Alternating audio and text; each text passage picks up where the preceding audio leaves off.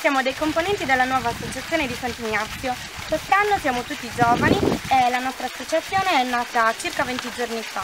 Abbiamo cercato di costruire un programma adatto per tutte le famiglie e per ogni fascia di età.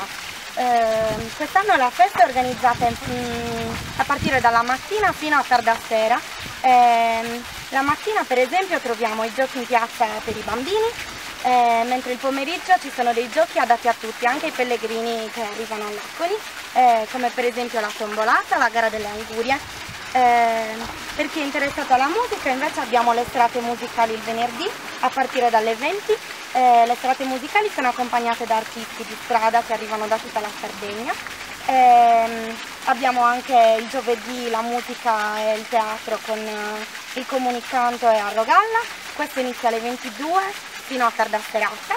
Il sabato sera invece abbiamo i Tiki Tiki alle ore 23 con la loro musica e prima di loro ci sarà la serata comica insieme al comico Nicola Cancedda e Miss Vida.